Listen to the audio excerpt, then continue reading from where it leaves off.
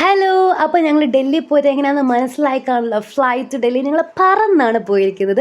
ഇതെൻ്റെ second time ആട്ടോ ഫ്ലൈറ്റിൽ. അജുവിൻ്റെ ഫസ്റ്റ് ടൈമാണ്. സെക്കൻഡ് ടൈമിൽ കയറുന്ന എനിക്കായിരുന്നു ഭയങ്കര എക്സൈറ്റ്മെൻറ്റ്. അവന് വലിയ എക്സൈറ്റ്മെൻറ്റ് ഒന്നും ഇല്ലായിരുന്നു.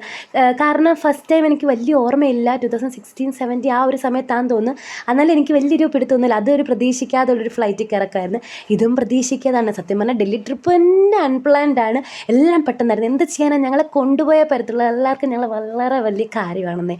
അപ്പം പ്രതീക്ഷിക്കാതെ ഒരു ഫ്ലൈറ്റിൽ കയറക്കുമായിരുന്നു. ഇത് കണക്റ്റഡ് ഫ്ലൈറ്റ് ആയിരുന്നേ. ചെന്നൈയിൽ ഇറങ്ങിയിട്ടായിരുന്നു പോകുന്നത്. ചെന്നൈ ചെന്ന് ശരിക്കും ഞങ്ങൾ പാടുപെട്ട് ഓടിക്കയറുമായിരുന്നു.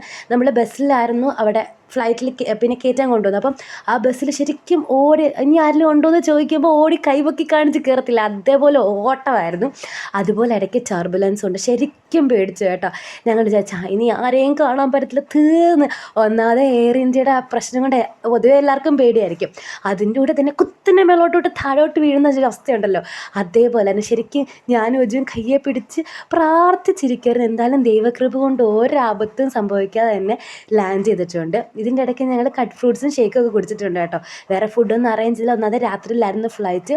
അപ്പോൾ അങ്ങനെ സേഫായിട്ട് ഞങ്ങൾ ഡൽഹിയിൽ ലാൻഡ് ചെയ്തു. അപ്പോൾ ഇവിടെ അപ്പച്ചൻ്റെ അനിയൻ്റെ മോൻ്റെ കല്യാണത്തിന് ഞങ്ങൾ വന്നത് കേട്ടോ. അപ്പോൾ അതിൽ 2 ബ്രദേഴ്സ് അവിടെയാണ് താമസിക്കുന്നത്. ഒരാളാണ് ഞങ്ങളെ പിക്ക് ചെയ്യാവുന്നത് കേട്ടോ, മോനച്ചാനും ബിൻസി മാമേ. അപ്പോൾ ഇനി ഓരോരോ വിശേഷങ്ങളായിട്ട് കാണാമേ. Okay, by.